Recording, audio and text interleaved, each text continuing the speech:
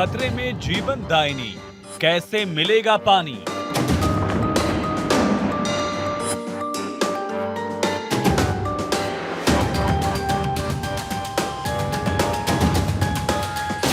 सूख रही गंगा, जीवन पर खतरा।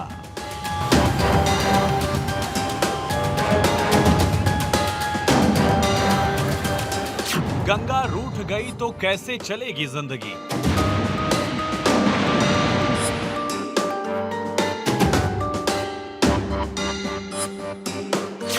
सिकुड़ता गंगा का आंचल, कैसे होगा मंगल।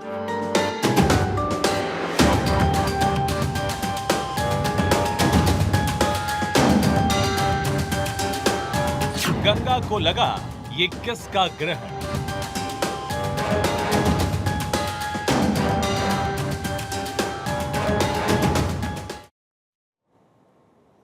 नमस्कार, मैं हूं विवेक श्रीवास्तव। आज हम बात उस मां की करेंगे जो जीवन देती है, जो इंसान से बदले में कुछ नहीं लेती है, लेकिन अपनी धारा से उसकी जिंदगी में जीवन प्रवाह करती है। हम बात कर रहे हैं गंगा की, वो गंगा जिसे सनातनी अपनी मां बुलाते हैं, जिसको पूजते हैं, जिसको पवित्र मानते हैं। वो गंगा जो पाप धोती है, जिसका जल कभी खराब नहीं होता और जो जहां से गुजरती है धरती के उस हिस्से को पूजनीय बना देती है। गंगा को जीवन दायिनी भी कहा जाता है।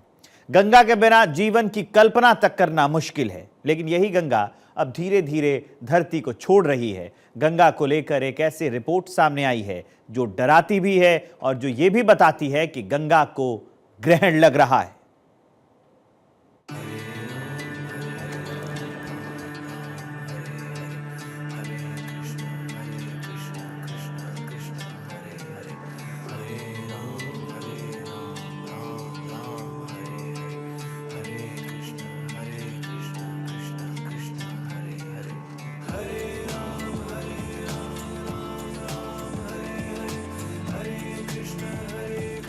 जो पतितों को तारती है, जिसकी धारा जीवन दायिनी कहलाती है, जिसके जल में तरकर साधु संत आध्यात्म के मार्ग पर चलते हैं, जिसका पानी अमृत कहलाता है, वही गंगा अगर अपने लोक वापस लौट जाए तो क्या होगा। आध्यात्मिक अवधारणा है कि परम ब्रह्म परमात्मा ही गंगा जल के रूप में भारतवर्ष में अवतरित हैं। गंगा को मां माना गया है, पतित पावनी भी माना जाता है, तो इसका जल जीवन है और इसके जल के बिना जीवन की कल्पना नहीं की जा सकती। ऋषि मुनियों ने गंगा की पवित्रता और संरक्षण को अनादिकाल से महत्वपूर्ण माना है। इसी परंपरा का रूप है गंगा और गंगा जल। लेकिन अगर यही गंगा हमसे रूठ गई तो सोचिए क्या होगा। गंगा मात्र नदी ही नहीं, एक संस्कृति भी है, क्योंकि भारत की संस्कृति नदियों के किनारे ही विकसित हुई। सनातन में किसी भी पवित्र काम को शुरू करने से पहले गंगा का ध्यान किया जाता है, गंगा जल छिड़का जाता है, उसका आचमन किया जाता है। हिंदुस्तान में गंगा सिर्फ एक नदी नहीं है, बल्कि जीवन है। और अगर इसी गंगा का आंचल सिकुड़ने लगे तो फिर क्या होगा। गंगा को लेकर चिंता तो लंबे वक्त से चली आ रही है, लेकिन गंगा को लेकर अब एक ऐसी रिपोर्ट सामने आई जो डराने वाली है, क्योंकि यूनाइटेड नेशंस की रिपोर्ट इसी ओर इशारा करती है। यूनाइटेड नेशंस ने साल 2025 को इंटरनेशनल ईयर ऑफ ग्लेशियर्स घोषित किया है। इसकी वजह है दुनिया भर में ग्लेशियर्स का जलवायु परिवर्तन के चलते तेजी से पिघलना। वैज्ञानिकों ने 1,86,000 ग्लेशियर्स की पहचान की है। ये ग्लेशियर 66,000 वर्ग किलोमीटर क्षेत्र में फैले हैं। दुनिया में मौजूद ग्लेशियर्स का ये 10% हैं। वैज्ञानिकों का दावा है कि हिमालय समेत 10 वर्ग किलोमीटर क्षेत्र में फैले ग्लेशियर अगले 25 सालों में सूख जाएंगे। वहीं दावा यह भी किया गया कि 100 वर्ग किलोमीटर क्षेत्र इलाके में फैले ग्लेशियर अगले 75 सालों में पूरी तरह से सूख जाएंगे। पिछले कुछ वर्षों में लगातार देखने में आया है कि ग्लेशियर ग्लोबल वार्मिंग के कारण लगातार सिकुड़ता जा रहा है। यानी कि जो गोमुख का जो मुख है, जहां से गंगा की जलधारा निकलती है, वो उसका मुख क्षेत्र जो है वो कम से कम 1700 मीटर के करीब ही है, पीछे खिसक गया है। और इसके पीछे खिसकने की दर वर्तमान कुछ वर्षों में लगातार तेजी से बढ़ी है।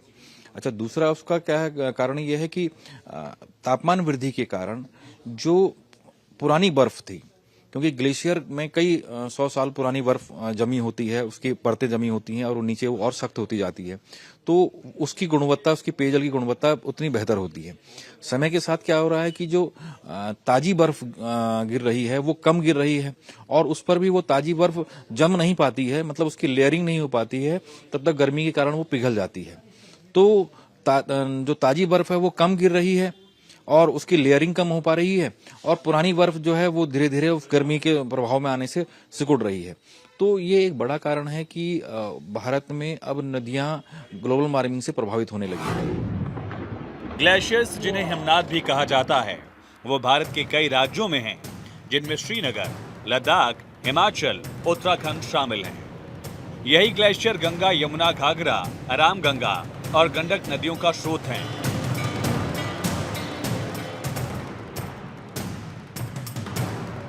लेकिन अगर यही ग्लेशियर धीरे धीरे पिघलने लगे तो इतना तय है कि गंगा का अस्तित्व खतरे में आ जाएगा।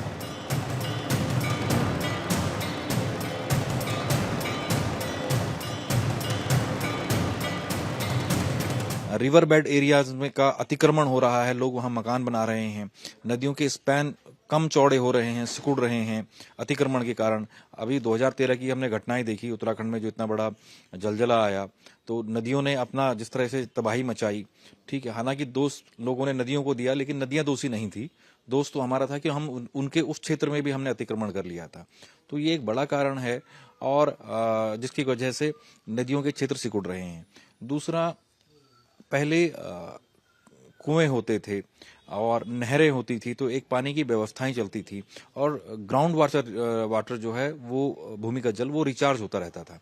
अब जिस प्रकार की हमने व्यवस्था कर दी है, हर जगह सीमेंट का उपयोग हो रहा है, तो ग्राउंड वाटर कम रिचार्ज हो रहा है।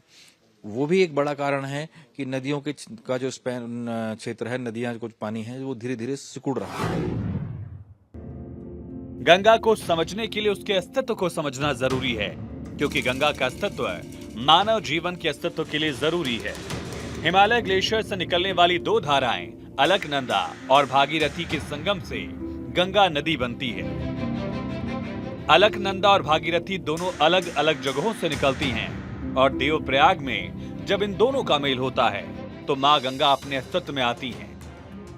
अलकनंदा की धारा केदारनाथ स्थित संतोपथ ग्लेशियर से निकलती है, वहीं गंगा की मुख्य धारा मानी जाने वाली भागीरथी गंगोत्री से निकलती है। हालांकि वैज्ञानिक मानते हैं कि गंगा की मुख्य धारा अलकनंदा ही है, क्योंकि अलकनंदा में विशाल जलधारा गंगा को विराट रूप देती है। अब ये समझना जरूरी हो जाता है कि आखिर क्यों रिपोर्ट में गंगा को खतरे में बताया गया।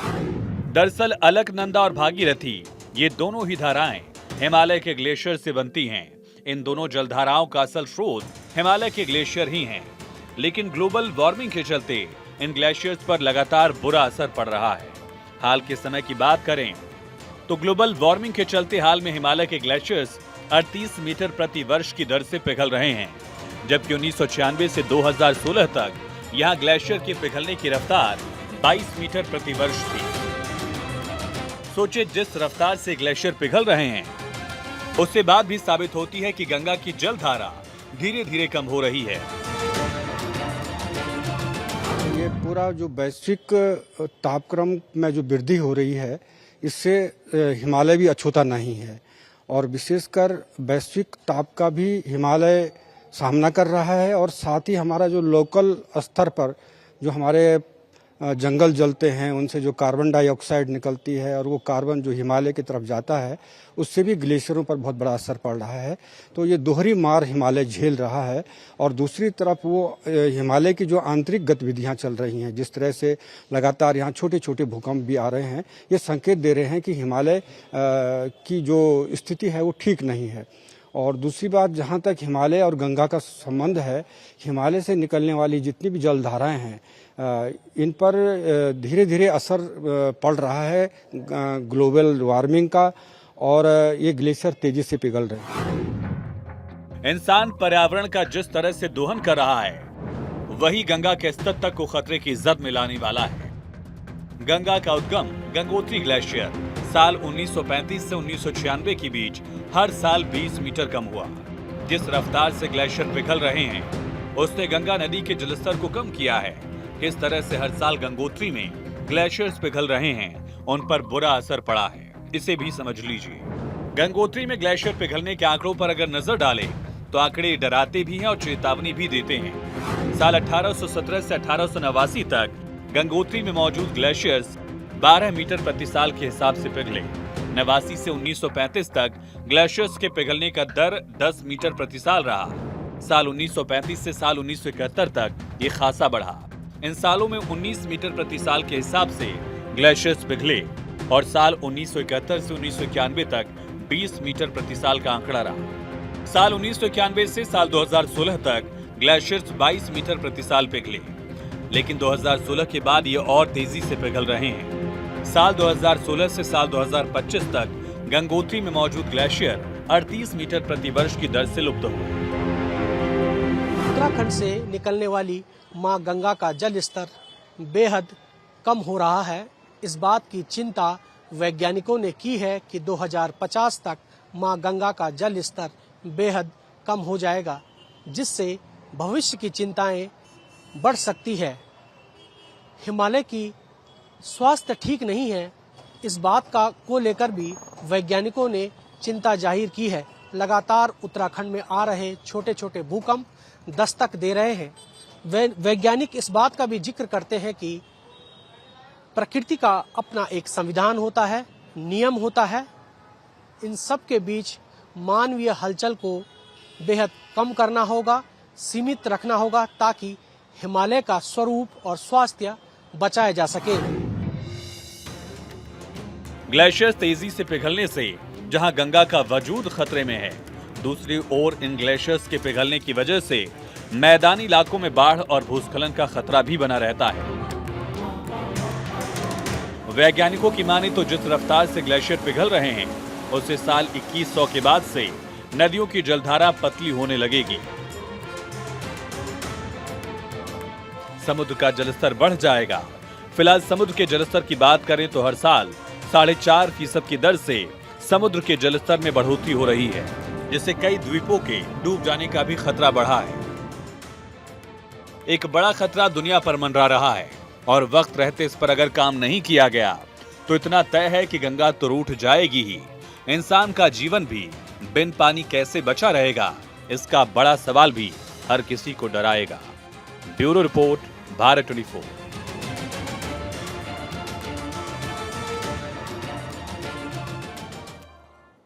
गंगा धीरे धीरे इंसानों से रूठ रही है।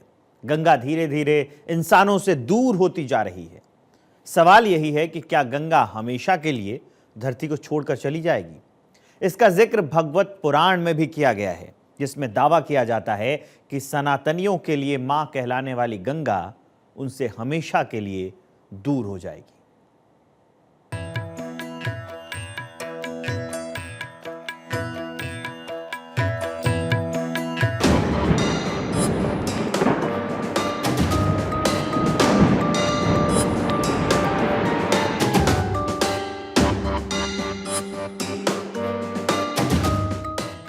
कल बहती ये गंगा सुकून देती है। गरज के साथ इसकी धारा कानों में मिश्री घोलती है। एक माँ अपने बच्चों का जैसे ख्याल रखती है, ये गंगा भी कुछ वैसा ही करती है।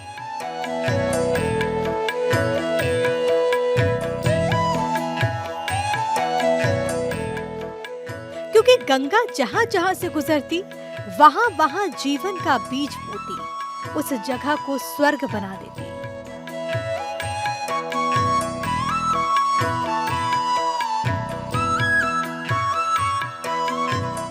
गंगा को धरती पर उतारने के लिए राजा भागीरथ ने कठिन तप किया था, जिसके बाद गंगा का अवतरण हुआ। लेकिन भागीरथ की गंगा आज फिर धरती से धीरे धीरे लुप्त हो रही है।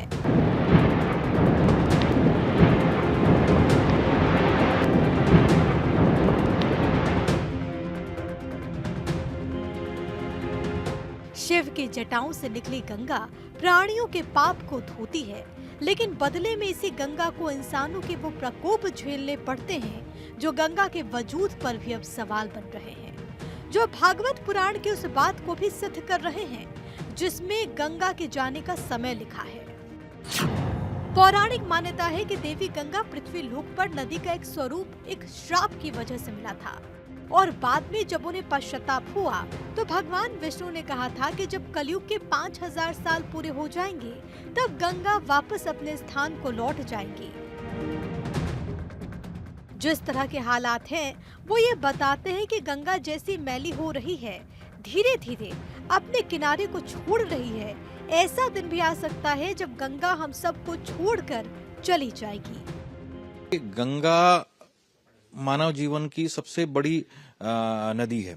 इसे जीवनदायिनी गंगा कहा गया है क्योंकि भारत में ही नहीं बल्कि विश्व में भी संस्कृतियां, सभ्यताएं, मानवता नदियों के किनारे विकसित होती है। नदियों के डेल्टा क्षेत्र उपजाऊ होते हैं, वहां अनाज उत्पन्न होता है, पानी वहां से मिल जाता है, पेयजल की सुविधा वहां से प्राप्त होती है।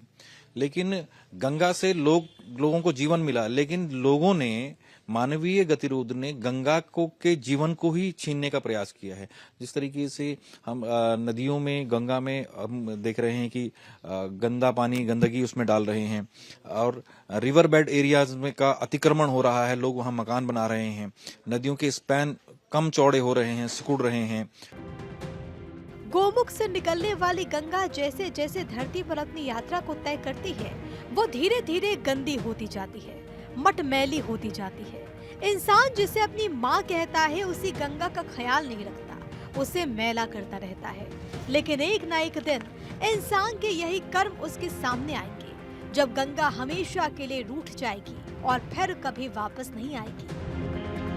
हम केवल गंगोत्री ग्लेशियर की हम बात करते हैं, गंगोत्री ग्लेशियर यानी गोमुख की बात करते हैं, तो गोमुख जो है ये लगभग 25 किलोमीटर लंबा और 4 किलोमीटर चौड़ा है और ये लगातार पीछे की तरफ खिसकता जा रहा है और अब तक ये 20-25 सालों का जो रिकॉर्ड आया है लगभग 3000 मीटर से पीछे खिसक चुका है। तो इस तरह से ये संकेत है कि ये ग्लेशियर अगर इसी गति से पीछे गाता रहेगा तो एक दिन ऐसा आएगा कि ये ग्लेशियर रहेगा ही नहीं और गंगा का अस्तित्व कहीं समाप्त न हो जाए। भगवान शिव के सर पर विराजने वाली गंगा आज अपने हालातों पर रो रही है। इंसानों में प्राण भरने वाली गंगा आज धीरे धीरे ओझल हो रही है। वक्त रहते अगर इंसान नहीं संभला तो इतना भी तय है कि गंगा पूर्ण रूप से विलुप्त हो जाएगी, इंसान से रूठ जाएगी और तब इंसान को गंगा के पानी की अहमियत समझ आएगी। लेकिन तब तक खासी देर हो चुकी होगी। Bureau report, Bharat 24।